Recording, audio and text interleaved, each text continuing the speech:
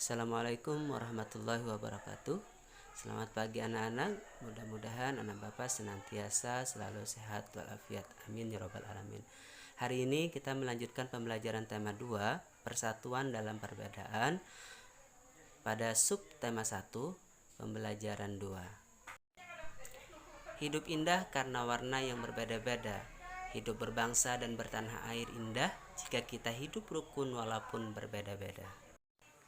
Perhatikan penggalan cerita berikut perbedaan yang menguatkan.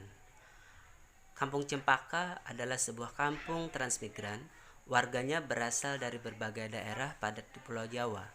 Hal itu menjadikan mereka berbeda suku maupun agama. Di Kampung Cempaka hiduplah 5 orang sahabat. Ada Asna yang berdarah Sunda, Utami dari Banyuwangi, Tony seorang anak etnis Tionghoa yang sebelumnya tinggal di Semarang, Winde dari suku Tengger di Jawa Timur, dan Marta anak seorang pendeta yang dahulu tinggal di Solo. Di Kampung Cempaka, rumah mereka bersebelahan dan mereka pergi ke sekolah yang sama.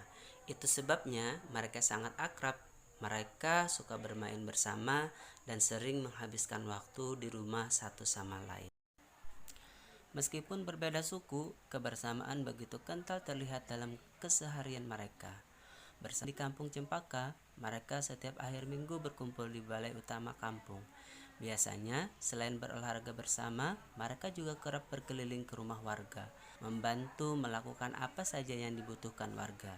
Kadang-kadang mereka membantu warga lanjut usia, sekedar membereskan rumah atau menyiapkan makanan.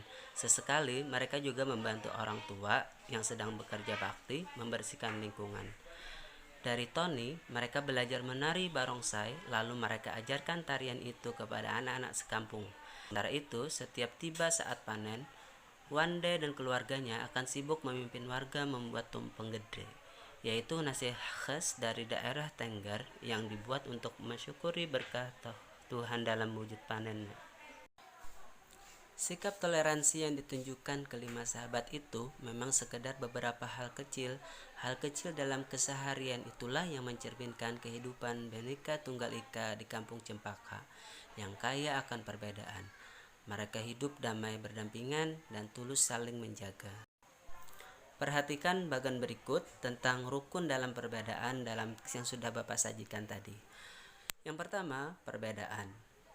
Nah, dari teks tersebut dapat kita lihat bahwa berbeda suku dan agama, ada yang berasal dari Sunda, Jawa, dan etnis Tionghoa. Sekarang dari cara menyikapinya. Dari teks tersebut menjelaskan bahwa meskipun berbeda suku, agama, kita harus saling toleransi, saling menghormati, dan tolong-menolong dalam kehidupan. Dan yang ketiga, manfaat hidup rukun. Dalam teks tersebut bahwa hidup akan terasa damai, berdampingan, tulus, dan saling menjaga. Simak tari lego-lego. Tari adat Alor bermakna persatuan. Tari adat adalah salah satu kekayaan budaya yang disampaikan secara turun-temurun dari nenek moyang. Tarian adat kerap memiliki pesan dan makna yang luhur. Salah satunya ada pada tari lego-lego dari Kabupaten Alor, Nusa Tenggara Timur. Tarian ini ditunjukkan untuk mengajak masyarakat bersatu membangun kampung dan negeri. Pada masing-masing kawasan di Kabupaten Alor terdapat gaya tari dan nyanyian yang berbeda-beda. Namun formasinya tetap sama, yakni lingkaran. Masing-masing nyanyian dan pantun yang diungkapkan saat menari memiliki arti serta harapan yang berbeda-beda. Beberapa literatur menyatakan bahwa tarian ini sempat menjadi tari perang. Sekarang tarian ini lebih sering digunakan untuk menyambut tamu. Tamu disambut oleh masyarakat yang dituakan, lalu diajak menuju sebuah pohon besar yang rindang, dengan beberapa warga perempuan yang berpegangan tangan mengelilingi pohon. Tamu dipersilakan untuk ikut serta dalam tarian tersebut.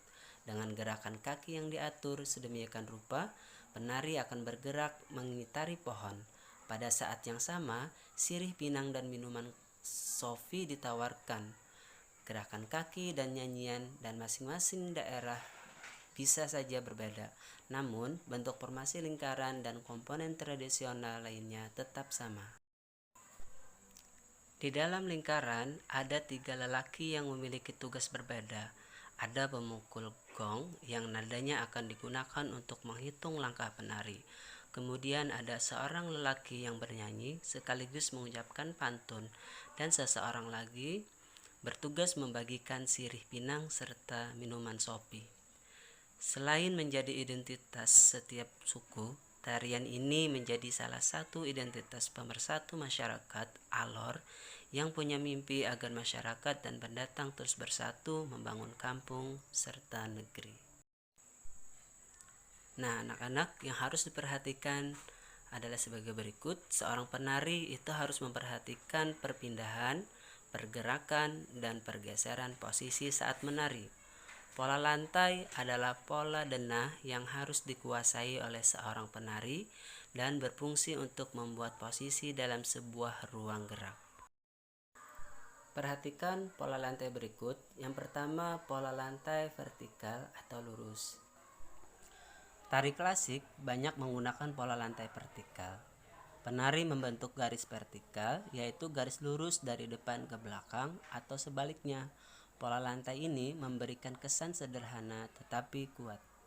Contoh yang pertama itu adalah tari Yospan dari Papua. Yang kedua itu adalah tari Serimpi yang berasal dari Jawa Tengah, dan yang ketiga tari baris Cangkedan itu berasal dari Bali.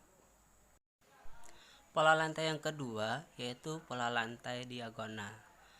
Penari berbaris membentuk garis menyudut ke kanan atau ke kiri. Contohnya yang di sini adalah tari Gending Sriwijaya, itu berasal dari Sumatera Selatan. Dan yang ketiga, pola lantai garis melengkung. Penari membentuk garis lingkaran. Tari rakyat dan tari tradisional banyak menggunakan pola ini. Pola lantai ini memberikan kesan lemah dan lembut. Contohnya adalah tari Mak Badong dari Toraja, Sulawesi Selatan, dan yang kedua, tari Randai yang berasal dari Provinsi Sumatera Barat. Nah, itulah pembelajaran kita hari ini. Semoga anak-anak Bapak bisa memahami isi materi pada hari ini. Terima kasih. Billahi taufiq wal hidayah. Wassalamualaikum warahmatullahi wabarakatuh.